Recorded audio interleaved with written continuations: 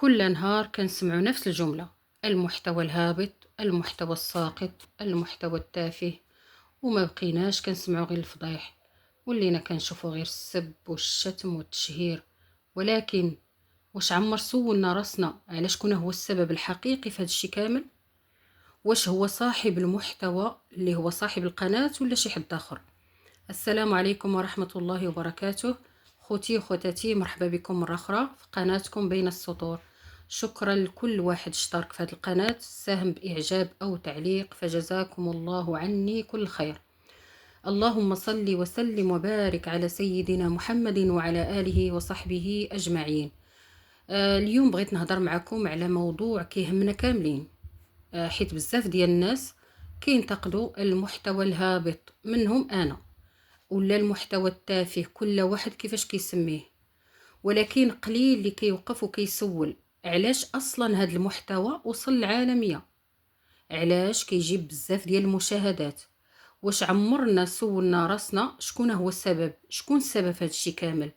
هذا المحتوى اللي فيه السب وفيه الشتم وفيه التشهير والضرب في الاعراض وفضح يعني الحياة الخاصة ديال الناس، المتاجرة بالمشاكل الأسرية، وكذلك المتاجرة بالقضايا اللي في المحاكم، واستغلال الأطفال بعد الطلاق باش نضغطوا مثلا على الأب أو نضغطوا على الأم. تسول بالأطفال، تسول بالمرض، اختلاق القصص من نسج الخيال، يعني يعني خلقوا شي قصة ما كيناش في الواقع وكيتاجروا بها. كذلك البكاء أمام الكاميرا، وهذا الشيء شفناه وشفناه وشفناه. واش هذا الشيء كامل وصل بوحدو؟ لا، يعني هاد الشي كامل اخوتي ما جاش بوحدو. السبب الحقيقي هو حنا، اياه حنا، انا وانتي وانت وهادي والاخرى، حنا كاملين اخوتي كمتابعين. يمكن شي واحد يقول لي كيفاش حنا اللي وصلنا هاد الناس للعالمية. غنقول لك اختي ولا خويا، حيت حنا اللي كنعطيو الاصوات ديالنا، او بالاحرى كنعطيو المشاهده ديالنا. كنديروا اللايكات على الفيديوهات ديالهم، كنعلقوا، كنبارطاجيو، كنديروا اشتراك. وهاد الارقام هذه هي اللي كتخلي المنصات تقول ان هاد المحتوى الناس راه باغيينه، فكتزيد تنشرو. مول هاد المحتوى فاش كيشوف الارباح وكان الادسنس داخل، يعني وكيوصل يعني الملايين ديال الفلوس، كيشوف كذلك الشهرة والناس كيتكلموا عليه، فشنو كيدير؟ مش كيحبش، لا، كيزيد في نفس المحتوى وكيزيد يطور منه. يعني حنا بلا ما نحسو ولينا او عفوا ولات كل مشاهده يعني بحال التصويت، بحال انا شفت هذاك الفيديو بحال صوتت على داك المحتوى، يعني كنشجع عليه بطريقه غير مباشره. كل لايك يعني كيتعتبر راه تشجيع ليه، كل تعليق كيساهم في الانتشار ديال داك المحتوى. حتى ان بعض الاحيان وما نكذبوش على الله، حتى انا منهم، انني مثلا كنشوف شي محتوى مثلا لا يليق، كنكتب مثلا نصيحة، مثلا شي كلمة ما فيها لا سب لا شتم لا هي، لكنها تعتبر نصيحة. كاين اللي تيقول مثلا الله ياخذ الحق، حسبنا الله ونعم الوكيل. كاين اللي تيقول الله يهديكم. كلها شنو تيكتب؟ حتى هذا في حد ذاته راه كيزيد، هاد التعاليق هذه راه كتزيد في التفاعل. ومن بعد كنرجعوا نقولوا علاش هاد الشيء غادي وكيزيد. في المقابل كاينين قنوات محتويات زوينه، محتويات كتنفع الناس، بحال مثلا القرآن، بحال مثلا تعليم القرآن، تعليم التجويد. كاين اللي كتعلم الطبخ، كاين اللي يعني كتشارك معنا وصفات صحية، كاين اللي كتعلم الخياطة والطرز والصناعة التقليدية بصفة عامة.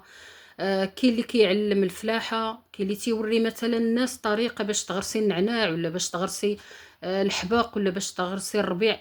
كاينين بزاف. كاين مثلا اللي كيعلم اللغات، كاين اللي قنوات ديالو كيعلم فيها كيفاش تصاوب مثلا التليفون الا خسر، كيفاش تفتح قناة، كيفاش بزاف ديال المواضيع مثلا كلها مهمة. بحال مثلا كاين قنوات اللي كتنصح مثلا في الزواج، في التربية ديال الأطفال، كاين اللي كيشجع في الأعمال الخيرية. هاد الناس كاملين كيخدموا يعني أيام وممكن أسابيع باش غير يخرجوا فيديو واحد، ولكن للأسف ما كيتشافش.